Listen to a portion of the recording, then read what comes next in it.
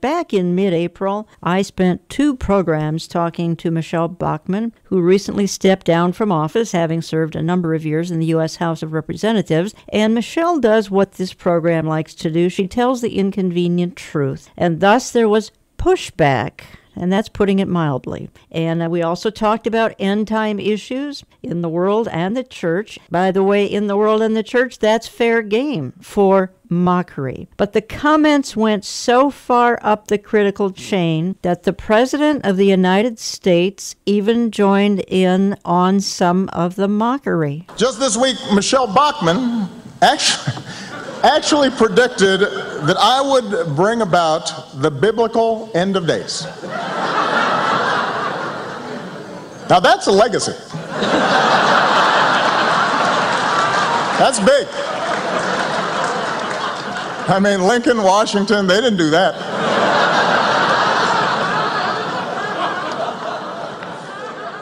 Well, those who celebrate diversity have been busy showing a remarkable display of a lack of diversity in recent weeks, from the president all the way on down. The tolerant ones are having violent fits of intolerance. The open-minded left have once again revealed themselves to be 100% closed-minded. Now, the information about this particular radio program, 2 of them, in fact, that I did, again, back in mid-April, picked up on leftist websites, news outlets, even the Minneapolis paper, just a whole host of outlets, individuals, celebrities, and more have been talking about what we talked about, and that is what was covered on those 2 particular programs some weeks ago. Now, I have 2 in studio with me who are going to discuss this for just a few minutes. Eric Barger is my co-host today. Producer Larry Kutzler will be joining in. Eric Barger, by the way, thank you for coming in today for this rather delicate little discussion we're having. Well, delicate, yes, but I'm not sure exactly how delicate I can handle this. You and I have been talking a little bit about this, and I just was going to highlight just some of the outlets. And here, for instance, some of the headlines that I've been looking at for weeks now. Examiner.com, Michelle Bachmann says the world is ending soon. And I'm going to read some of these in a minute or two. The Daily Kos, rejoice, the rapture is coming. Even the Christian Post got in on it because they wanted to slam those of us who they consider wild, crazy, popular apocalypticism. I'm going to talk more about all of these things in just a minute. But you know, Eric, here's the point, I think, is we are not obsessed with the end of the world. We are very focused on making sure people are ready for the end of the world. Eternity, as I always say, is a long time to spend anywhere, but particularly in the wrong place. That is unthinkable. It certainly is. And I think what we have seen here in what President Obama said at the Correspondents' Dinner in April, what was said there to me is exactly what is being talked about in 2 Peter chapter 3, verses 3 through 8, for those who want to run and get a Bible and look. It says that knowing this first, that there shall come in the last days scoffers walking after their own lusts, saying, where is the promise of his coming? That's really what this is all about. It's a mockery of the truth. It was an opportunity for him to slam a political opponent, and one that I'm sure he's glad is out of Washington. She probably is. She's glad to be gone probably too, but yeah, she did great service while she was there. But this is a scoffing and mocking that 2 Peter 3 speaks of, Jan. That's right. And let me just read a couple of paragraphs what some of these outfits have written. In this Examiner.com says, again, referring to the 2 programs that were done on Understanding the Times Radio back in mid-April, former Representative Michelle Bachmann made some statements last week regarding the rapture and President Obama that have some scratching their heads and others doubling over in laughter. And then they quote the Huffington Post reported on April 20th that Bachmann, a darling of ultra-conservative wing of the Republican Party, made the comments during the radio show End Times. Well, that's really not what the name of this program is. It's Understanding the Times. And then they go on to say the show is hosted by Jan Markell, a fundamentalist Christian who is obsessed with eschatology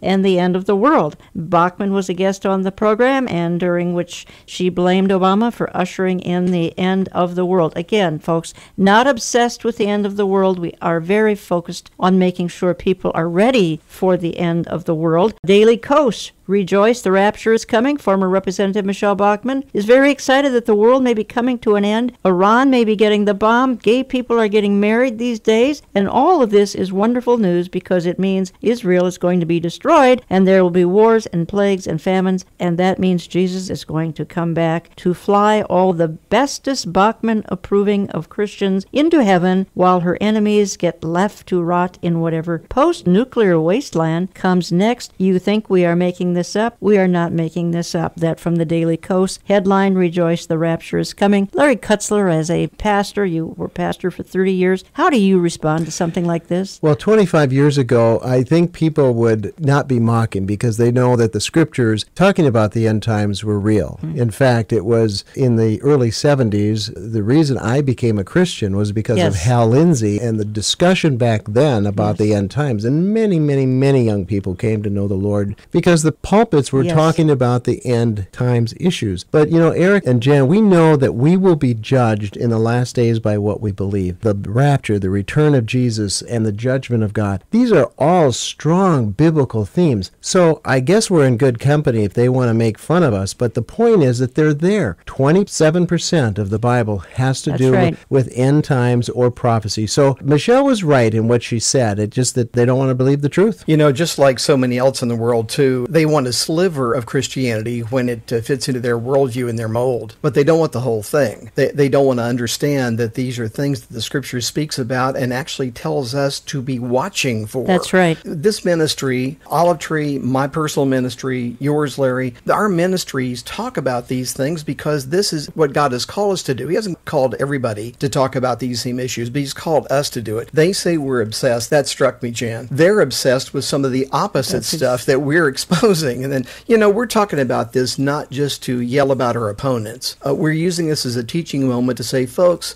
don't worry about what the world says about us. Don't get caught up in the thinking that you need to shut your mouth and not talk about these things for fear they'll look at you like you're some kind of a Fruit Loop. What you need to do is continue on the same path and keep watching and praying for Jesus' return. And one of the things that I think is very important to note is that Jesus said before He comes back, it will be like the days of Noah. Days of Noah were totally incomplete. The people were unaware. And I think the churches are totally unaware because so many pastors and leaders in those pulpits are not preparing the people for what Jesus said would eventually happen. That is, the world is getting ready for His return. And so many pastors say, well, it's too confusing. There's too many points of view.